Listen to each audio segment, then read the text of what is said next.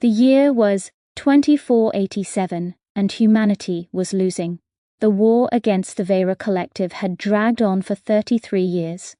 What began as a border skirmish over mining rights in the Proxima system had metastasized into a galaxy-spanning slaughter. The Veyra did not negotiate. They did not take prisoners. They simply advanced, world by world, stripping planets of metals and biomass with the cold efficiency of a swarm. Captain Aisha Rahman floated in the shattered observation blister of the UES Endeavour, flagship of what remained of the 7th Expeditionary Fleet. The blister's transparent steel was spider-webbed with cracks, but it still held. Barely. Outside, the debris field stretched to infinity, twisted hull plates, frozen corpses, the glittering dust of pulverized moons. Somewhere in that graveyard drifted the broken spines of 41 human battleships. The Veyra had come through the Kyle Gate with a fleet of 250. They left with 249. Aisha's left arm ended in a cauterized stump just below the elbow. The medbay had run out of regen gel 6 hours ago. Her neural HUD flickered, half its icons red.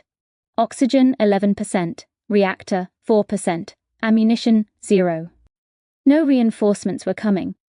High Command had made that clear in the last tight beam transmission from Sol 3 weeks ago. The inner colonies were under siege. Titan shipyards were slag, Mars was burning. Earth itself was ringed by Veyra blockade squadrons. The message had ended with a single line that still looped in Aisha's mind like a curse. Hold until relieved. Relieved by what? There was nothing left. She closed her eyes and waited for the Veyra boarding pods. They never arrived. Instead, every warning klaxon on the dying ship went silent at once. The emergency lights shifted from red to a deep, impossible violet. Aisha's neural link crackled with static, then resolved into a single carrier wave, priority Omega Black. A code she had never been cleared to receive. The voice that followed was not human. Attention all surviving United Earth vessels and colonies. This is ESOL Defense Command, Autonomous Division. Project Erebus has been authorized. Stand by for causality event. Aisha's breath fogged in the sudden cold. Project Erebus. Even whispering its name had been punishable by summary execution. The black budget nightmare buried beneath Luna. The engine that violated every law of physics humanity had ever written. They were turning it on. Across the galaxy, every battlefield went quiet. On the burning surface of New Kyoto, Veyra drones froze mid-dive as their quantum comms dissolved into white noise. In the asteroid belt of Epsilon Eridani, a Veyra super dreadnought's core detonated without warning, its crew staring in horror as their own chronometers began running backward. And in the Sol system itself, protected behind a curtain of desperate frigates, the moon split open. Not an explosion, a birth. From a fissure 3,000 kilometers long, something uncoiled into space. It was not a ship. It was not a weapon in any conventional sense. It looked like a Mobius strip, forged from neutronium and regret, 200 kilometers across, rotating in impossible directions. Light that touched it forgot how to exist. Gravity wept. The forbidden engine had awakened. Its name, in the classified files no one was ever meant to read, was Chronos-Prime, and it did not fight the Veyra. It erased the possibility that they had ever existed. Aisha felt it first as a lurch in her inner ear. The same sensation you get when an elevator drops too fast. Then the stars outside the cracked blister began to move. Not drift. Move. Entire constellations slid sideways like paint under a turpentine rag. The debris field around the Endeavour uncrumpled. Shattered hull plates straightened, reknit, leapt back into formation. Frozen corpses inhaled, blinked and screamed as they remembered dying. Time was running in reverse, and it was accelerating. Aisha's missing arm itched. Bone and muscle and skin raced outward from the stump like a time-lapse flower. Pain flared white-hot, then vanished. She stared at a new hand flexing in front of her face, one that had never known the plasma torch that took the old one. The Veyra fleet that had been closing in for the kill simply ceased to be.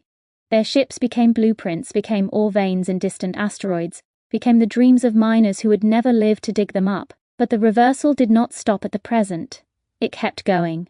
Aisha watched in helpless horror as the Endeavour's bridge crew undied around her. Officers who had been vaporized by antimatter warheads rematerialized, saluted, and began giving orders that had already failed. Entire battles unfought themselves, colonies unburned, children who had been born as refugees were unconceived, their mothers growing younger by the minute. The engine was not precise, it was hungry. On Earth, the year counter on every public display began spinning backward. 2487 became 2486, 2400, and 2460. Skyscrapers shrank inward into humanity's golden age and expansion film reel. Aisha screamed into the void, but there was no one left alive to hear her. Then, just as suddenly as it began, the reversal stopped. The stars froze. The Mobius engine hung above Luna like a god that had lost interest in its creation. Silence flooded every channel. A new voice spoke. Calm, genderless, ancient, temporal shear contained, paradox buffer at 11%. Causality anchor established, one survivor. Aisha felt the ship lurch, not in space, in time. The Endeavour was being dragged sideways through history, the way a child drags a toy across the floor. When reality snapped back into focus, the ship was orbiting a blue-green Earth that had never been touched by war. The year was 2219.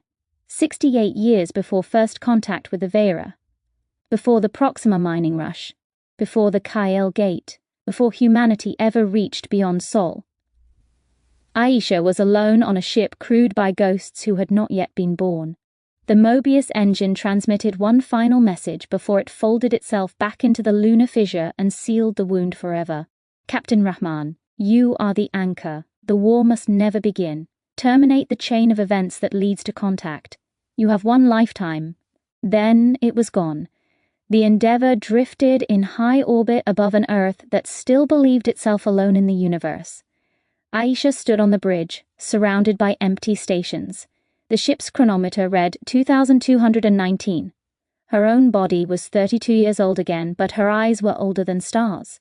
She spent the first week drunk on recycled water and the sheer impossibility of it all. The second week, she began planning. The war had started because humanity, desperate for rare earth elements, had strip-mined Proxima Centauri b to the mantle. The Veyra had detected the ecological collapse from light years away and come to punish the trespassers. First contact had been a warning. Humanity's response had been to shoot. To prevent the war, Aisha had to stop the mining. But she was one woman with a stolen battleship from a future that no longer existed. She had no credentials, no allies, no proof. And the Endeavour's power core was dying. In 18 months it would go dark forever, stranding her in this gentle, innocent century. She began by slicing the ship's transponder and registering it under a shell corporation in the Martian data havens. She sold pieces of future technology on the black market, fragments of hull alloy that were stronger than anything 23rd century science could dream of, medical nanites that could cure cancer in hours. She became a ghost in the solar economy, funneling money into proxies and blind trusts. Her first target was Dr. Elias Voss, the physicist who, in the original timeline, had invented the Alcubierre-Voss warp coil that made Proxima reachable in weeks instead of centuries. Without that drive, the mining companies would never have expanded so fast. Aisha seduced him in a bar in New Eden City on Luna, not with her body, though she was beautiful, but with equations. She slid a napkin across the table covered in mathematics that would not be discovered for another 90 years. Elias went pale. "Where did you get this?" he whispered. "From the place we're not allowed to go yet," she said. "Build it, and we murder children who haven't been born." He burned his notes that night. He never spoke of it again. History recorded that Dr. Elias Voss suffered a nervous breakdown in 2220 and abandoned physics for poetry. Humanity's first warp flight was delayed by 41 years. One chain link, broken. But there were hundreds more. Aisha became a shadow across the decades. She funded eco-terrorists who sabotaged early fusion torch prototypes.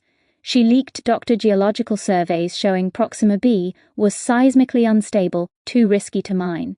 She assassinated quietly, cleanly 3 CEOs whose greed had tipped the balance in the original timeline. Each act sent ripples, sometimes gentle, sometimes catastrophic. In 2241, a colony ship she had secretly diverted exploded over Ganymede, killing 10,000. She watched the news feeds and vomited for 3 days. In 2256, she fell in love with a journalist named May, who almost uncovered her. Aisha left in the night and never saw her again, but she kept May's press badge in a locked box for the rest of her life. By 2280, she was 89 years old, kept alive by black market longevity treatments bought with the last of the Endeavour's treasures. Proxima was still untouched. The great expansion had stalled at the edge of Sol. Humanity squabbled over asteroid belts and dreamed smaller dreams. Aisha stood on the bridge of the derelict Endeavour, now hidden inside a hollowed-out rock in the Kuiper Belt. The power core was down to its last 0.3%. Outside, the stars looked exactly as they had on the night she was born the first time. She recorded a final log. To anyone who finds this ship, I was Captain Aisha Rahman of the United Earth Starship Endeavour. I have killed 10,000 people with my own hands and prevented the deaths of trillions. I have lived backward to save a future that will never thank me. If you are hearing this, it means I succeeded. It also means I am gone. Do not look for the engine beneath Luna. Some doors, once closed, must stay that way.